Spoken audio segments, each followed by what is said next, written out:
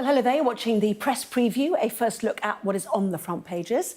So, time to see then what's making the headlines with the journalist and author Ian Dunt and the former Conservative Special Advisor Salma Shah. Lovely to see both of you and welcome. So, as ever, let's check out the front pages, starting with the Eye, which looks ahead to pro-Palestinian demonstrations, which are expected to take place across the UK tomorrow on Tuesday, which is, of course, the second anniversary of the October the 7th attacks on Israel. The Times says the Prime Minister is urging students not to take part in the pro-Palestine protests, which he says are un-British. The Guardian speaks to the leader of the Royal College of Nursing, who insists the government's proposed new rules on visas for foreign workers would harm the NHS. The Financial Times reports that the artificial intelligence firm OpenAI is aiming to acquire a 10% stake in the chipmaker AMD. The Metro leads with police in London thwarting a massive phone smuggling operation. The Conservatives will pledge to blitz scumbag store thieves. That is their lead story. The Telegraph says MI5 was kept in the dark as the Chinese espionage case collapsed. So we're joined by Ian Dunt and Salma Shah. Quite a good mix of stories to talk through there. We'll come on to the Conservatives in a minute. But first of all, Ian, why don't you start with the front page of the Daily Mirror? So an assessment of where we are with Gaza peace talks. I mean, the fact that this is probably the single most positive moment over the last 2 years in terms of a genuine opportunity for peace, and that is, of course, the kind of front page that we get, gives you an indication of just how bleak things are. But nevertheless, it is the most positive moment that we've had in some time. I don't say this lightly, because I think he's a despicable man, but I have to say a lot of that does lie with what's been put forward by President Trump in the White House.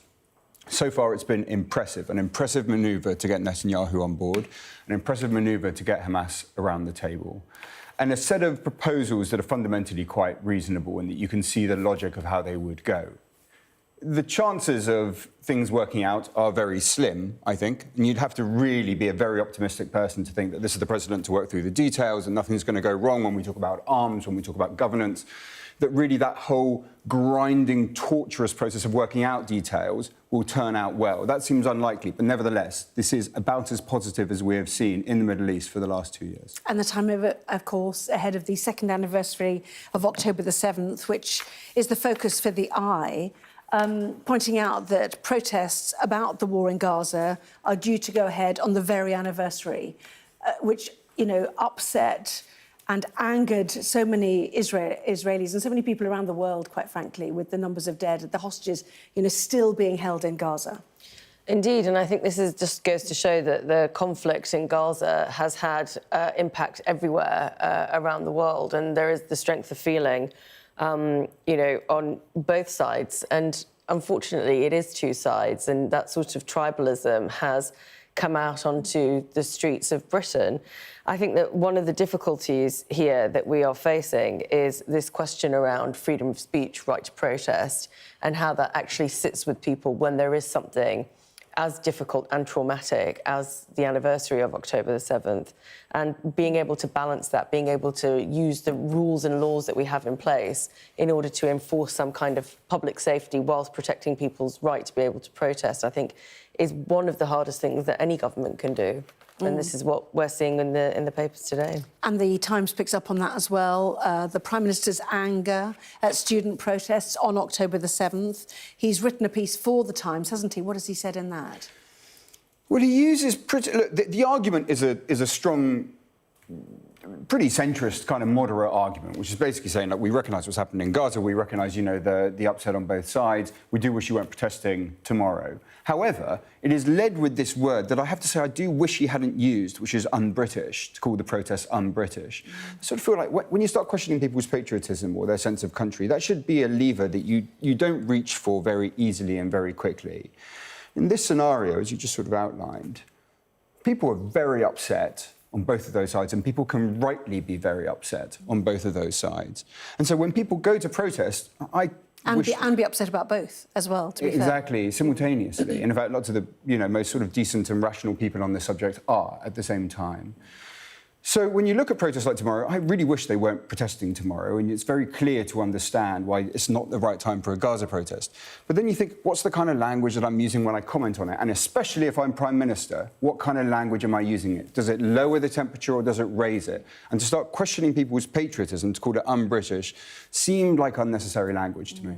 And there is a real feeling, is there not, that in democracy, you know, protests of whatever ilk are a release valve for very strong emotion and actually quite a good stabiliser in some respects. So I don't know where you stand on the timing of this, or whether there should be a crackdown on repeated protests in the same places, which seems to be what the government's talking about. Yeah, I mean, I think that's a really difficult one because, you know, if there is a strength of feeling and people are coming out consistently to protest, I mean, is it right for the state to then decide whether they can or cannot do that? I think that is a really difficult question to answer. I do understand what Ian is saying around the concept of un-Britishness around this, but I think it's one of those phrases that he's used that could be taken in so many different ways, because fundamentally it is somebody's right to protest, but it is also your right to choose not to do it as well, given the circumstances around. And I think the issue here is a very real public safety one, which is around some elements of these protesters who have used anti-Semitic language, do make people feel unsafe, particularly in the Jewish community, and that is the un-British element around it. But I think, as you have just pointed out, you know, people are going to view that as defining all protests of this nature as un-British. And there is so much nuance around this. There is so much explaining that needs to be done. You know, is it appropriate for the Prime Minister to sort of wade in with an op-ed that is so direct instead of being that calming force? I do get that. But at the same time, there is strong feeling on this. You're never going to get this right. The sad part is that the rest of the op-ed is good. It's like well argued, it's actually quite moderate, goes down the line. It's just like, but there's a word there, and of course the word is the first thing in the first paragraph on the front page of the Times, because once that word's in there, that's when you got the artillery out. You know, and artillery isn't what you want in a situation like this. You want a very different approach. Let's go to the Conservative Party conference. I don't know what you thought of the pictures of a, well, hugely empty hall, one might say, during Mel Stride's speech. I know there were many people outside trying to get in. You know, some suggestions security was holding people back. But what do you feel about the numbers who were there? You know, almost half what was there at the Reform conference, which was shorter. This is longer. Perhaps they get more airtime if it's longer. But, you know, your sense of the mood, first of all. I mean, it can't just be, you know, this thing about holding people outside. I mean, anyone I know that's there has been WhatsApping saying, my God, it's like Shaun of the Dead over here. Like, you know, it's like the end of days.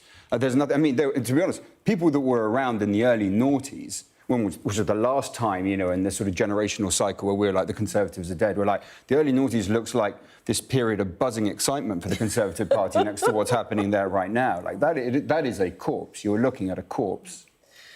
Well, thank you. I'll be going there tomorrow, so I'll look forward to that. Good luck. No. Yes, and let's see what is welcoming you. There you go. I mean, it's not, you know, it's not empty. It filled up a bit. But I think, what is it? Is it 3,500 people there? Did they just book a venue too big? It's not quite what it was in its heyday, I'll confess that. But also, you know, they're not the party of government. You do have another party on the right that seems to have a lot of energy. I mean, maybe we should have asked Andrew Jenkins to sing at the top of our conference, and that might have attracted a few more people. I don't know. In the meantime, we're getting policy, aren't we, which is quite interesting. Let's start with the Times, which happens to be up here, which is what we're expecting to hear on Tuesday. So this is Chris Philp, I think, isn't it, in the Times and in the Express. So what's this about? Yes, so this is the Shadow Home Secretary who'll be delivering his speech tomorrow. It's actually on the front page. We'll come to that one in a minute. It's just the front page, sorry. Yeah. So he is trailing some announcements that he's making tomorrow, and it's around police powers being given. So this is Tories promised stop and search blitz in crime hotspots. Yes, is the top headline. So being given powers to stop and search anyone in the 2,000 areas of the country that have the highest crime rates. Now, this in itself is going to be incredibly controversial because stop and search itself is incredibly controversial.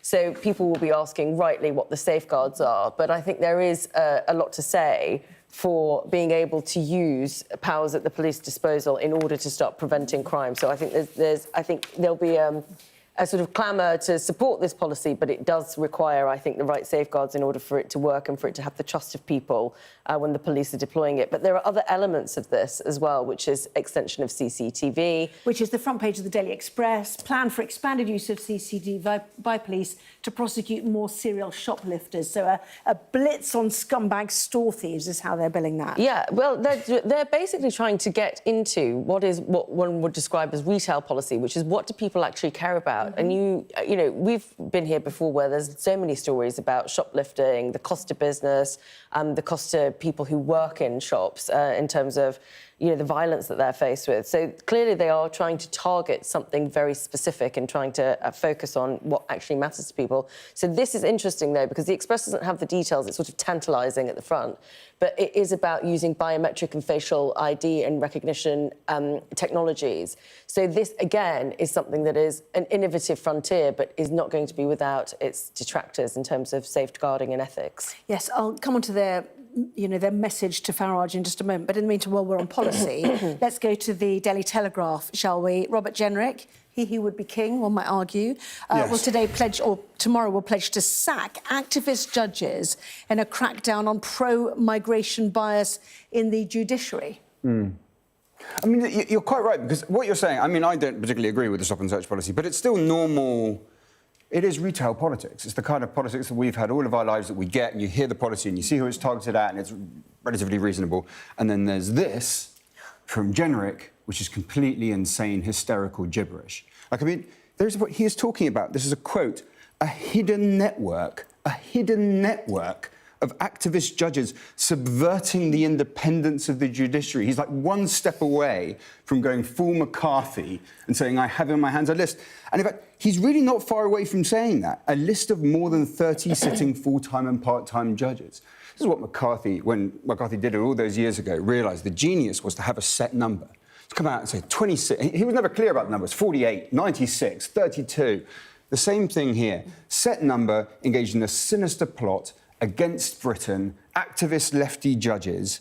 I mean, this is, you see, that's the point where you just think, no, well, that's just not, it's not any kind of conservatism that we've known in our lifetime. Like, that is something else, and it would be much more comfortable in the wilderness jungle of Nigel Farage's mind than it would be in what should be the respectable hallways of the Conservative mind. Well, you might have seen the Sky News YouGov poll today, which showed that he is the front runner, even amongst Conservative members, to lead them into the next election. But you've mentioned Farage, so let's go to the inside pages of The Times, shall we? Tories say Farage is marching left on the economy, which is fair enough, because it's a big spend policy programme, isn't it, from Reform?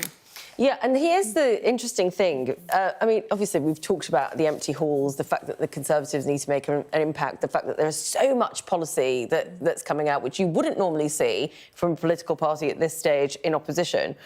But clearly, they are trying to find that dividing line with Reform. Alongside that poll, it's not just about who should lead, it's also about how many members want to see a pact with Reform, for example. Yeah. You know, notwithstanding the questions of who would be kind of like the senior and junior partner in that pact. But there is some clear blue water between the two elements of the right on the economy. The Reform platform seems to advocate a bigger state, a more active state, a bigger spending state, and the Conservatives seem to be trying to create this economic cocoon in which they're going to exist and trying to create a bit of a space for themselves where they have their own identity. I don't think it's a bad strategy, actually. OK, fascinating. We'll watch, and good luck tomorrow on your way. Seriously. Coming up next, though, we will reflect on the bonk-busting literary queen with no rivals. I'm sure you know who we're talking about. Back in a moment.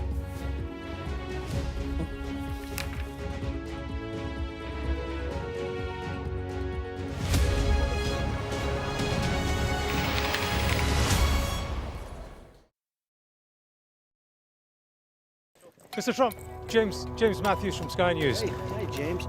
I'm James Matthews, and I'm Sky's US correspondent, based here in Washington, D.C. Mr. President, what will you see next to Benjamin Netanyahu? In June 2009, did you stay at the apartment in Manhattan of Jeffrey Epstein?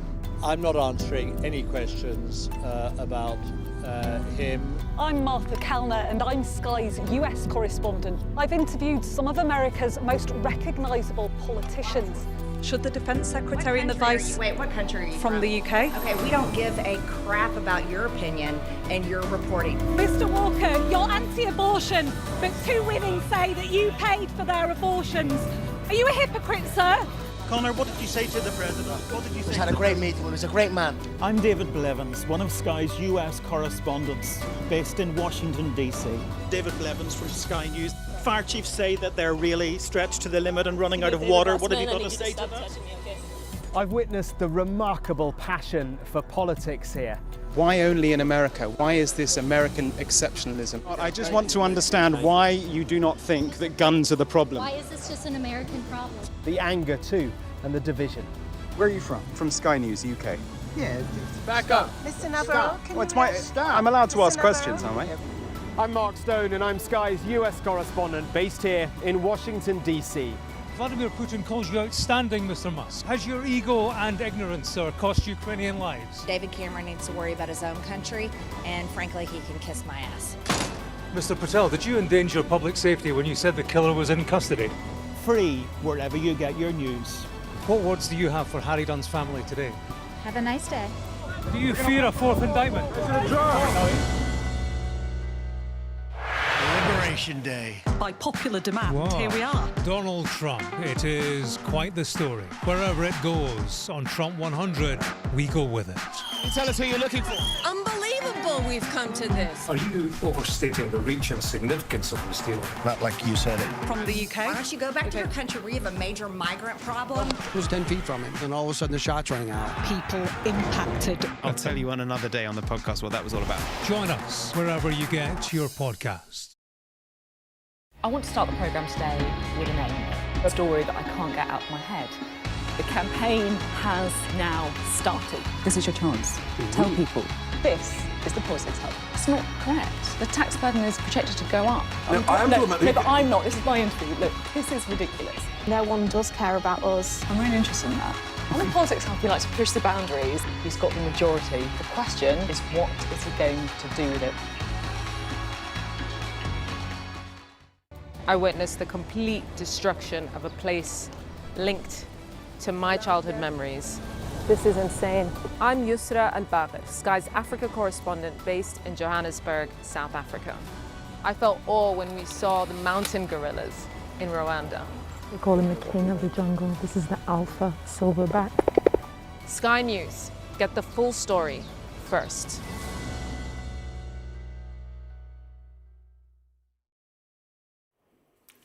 Welcome back. You are watching the press preview. Once again, Ian Dunt and Salma Shah are here. Welcome back to both of you. Salma, let's go to the Daily Mail, shall we? Biggest phone gang smash. This is a lot of, affected so many people, hasn't it? Suggesting that it is a gang responsible for exporting almost half of the mobile phones stolen on Britain's streets. Extraordinary. It's absolutely incredible. And I'm really taken with this story because, as you say, lots of people have been affected by this. You know, people coming in on mopeds and bikes, snatching your phone out of your hand as you're walking down the street. I mean, there are so many clips and videos and memes around this particular type of crime. But the fact that, I mean, this is a good news story for the Met. The fact that they've been successful. This is some of the footage released by the Metropolitan Police, as you can see. But what's incredible about this is that they've been able to track these gangs, and the numbers of phones that have been stolen that have been linked back to this one particular gang is quite incredible. So it's just been this huge enterprise that's been run by what is essentially a handful of people, and the police have actually found them and it's cross borders. So you've got a gang in Britain that have been basically exporting phones to China, mainland China and Hong Kong. And the way that this structure must have worked is quite phenomenal, but hopefully what we're going to see is the Met wising up, getting its innovation right, making sure that they can see these trends and patterns and preventing these kinds of gangs from existing in the future. But it's really quite, I mean, the Met doesn't always get a good rap for things, but well done, the Met. Well, the Metropolitan Police, in terms of the numbers that you talked about, believe that this gang smuggled up to 40,000 stolen phones from the UK to China over the past 12 months alone, up to 40% of all phones stolen in the capital. And they launched what they called Operation Echo Steep in December 2024 after a box containing about 1,000 phones being shipped to Hong Kong was found at a warehouse near Heathrow Airport. So it's not just this video we saw, is it? There's been multiple strands of policing involved here. Also the front of the metro as well. So, Ian, your thoughts? I mean, to be honest, even the numbers feel almost surprisingly small given the scale of this problem. So if you know anyone that lives in a major urban city in this country, you will know people that have faced this. Like, it's almost talked about in the same way as, like, getting the flu. You know, and you'll regularly see friends come up on WhatsApp and sort of be like, well, actually, I've lost all of my numbers. I'm sure they're not just saying this to me. You know, I've lost all of my numbers because my phone's been stolen. So, I mean, this feels absolutely ubiquitous and one of the most sort of pressing and widespread forms of crime that we're seeing at the moment. The numbers are not surprising. Yes, indeed so. So after they got that shipment, they intercepted further shipments and used forensic evidence found on the packages to identify the suspects. So anyway, I think we'll probably hear more about that, hopefully from the Met tomorrow as well. A man was charged with handling stolen goods after being stopped with 10 suspected phones at Heathrow Airport on September, they added. In 2024, apologies, yes. So anyway, lots more on that tomorrow. So it's the lead for the Mail and the Metro. In the meantime, should we go to the front of the Sun? And this is the really sad news that Jilly Cooper, who had seemed actually in good health, has died after a fall. I know, and it's so sad, as you say, because it's been such a shock to the family, as they're quoted in this piece. But as the Sun has so ably illustrated with its headline, "Romp in Peace, Jilly," I think the tributes have been really quite different to what you normally get from for a national treasure who's passed away. Even the Queen said, I can't find the quote now, but said something along the lines of, hope she finds endless handsome men. No, impossibly handsome men, that's right. And devoted dogs in her hereafter. That was, that was the same. Which you weren't that amused by, given it came from the Queen. It's not quite regal, is it? To have that sort of tone, but I suppose it's Jilly Cooper. It's very Jilly Cooper, so it's okay. It's very Camilla before being Queen, isn't it? But I mean, I have to say, my mum had all the originals back in the day, and as a young child, I would sneak a read, if I'm honest with you, and I think I was sitting there, reading it like that. But actually, she was so entertaining and so very kind. Everyone talks about anybody who came across her was a handwritten note saying thank you. So joyous as well in her delivery and her outlook in life. There's so much more than the bonkbusters alone about Jilly Cooper. Yeah, but although there's nothing wrong with it being bonkbusters, and to be honest, that fact, we were talking about this earlier, that fact is probably the reason that so many young women started reading this stuff. Because it wasn't the stuff that was given to you by the teacher, and it wasn't the stuff that was accepted by the school, it was the stuff that was naughty and that you had to, sneak away with and read. And that makes it a much more attractive proposition for someone, as a teenager. I was going to say, but also it's quite interesting because the kind of things that she was writing isn't kind of, the sort of explicit or gratuitous thing that you're actually trying to protect children from today. So it's kind of something cheeky that you've picked up, but it's not terrible. Yes, we will talk more about her a little bit later on. But Ian Dunn, Salma Shah, thank you so much for that. Thank you. Quick look at the weather now. The next couple of weeks look relatively settled, although there will be strong winds and rain at times, mainly over northern and western parts. So mild, breezy, rather cloudy at first tomorrow, with patchy, mainly light rain running from the southwest of Ireland up into much of Scotland. Most other places look dry, but southwestern Britain can expect a little drizzle. Northwest England, the rest of Northern Ireland and the southeast of Ireland will see rain edging in during the morning. Northern Scotland and the northwest of Ireland will brighten up. Most other places look dry. We'll come up next on Sky News at 11. On the second anniversary of the Hamas attack on Israel, renewed ceasefire talks are underway to try to bring an end to the war in Gaza.